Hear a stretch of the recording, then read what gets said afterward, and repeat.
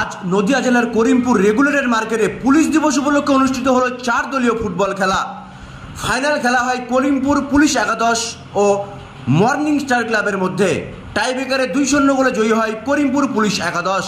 আজকের এই অনুষ্ঠানে উপস্থিত ছিলেন Karimpur circle inspector Sourav Bandyopadhyay, inspector Suman Ghosh ও করিমপুর থানার এএসআই রাজকুমার সরকার।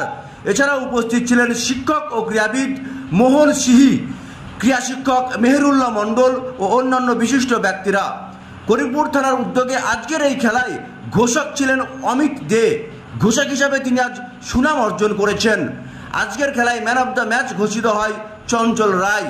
এছাড়াও বেস্ট গোলকিপার হিসাবেও তার নাম ঘোষিত হয়। দেখুন সেই ছবি পলাশী নিউজের পর্দায়। নদিয়ার করিমপুর থেকে বিশ্বজিৎ রায়ের রিপোর্ট, পলাশী নিউজ। চাইছি কার্তিকদের পাশে সকল টিম চাইছি, সকল টিম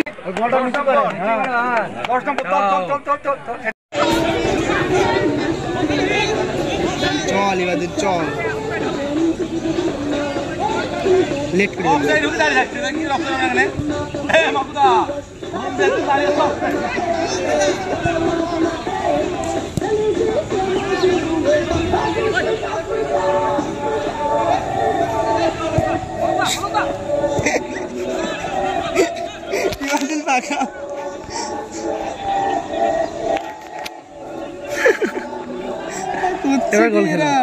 এবার গোল খেলো।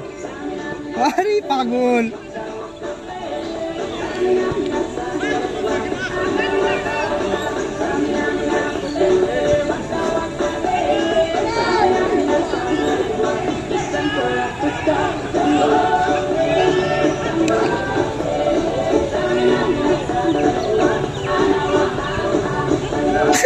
ওরাই গোল খাবে দেখ।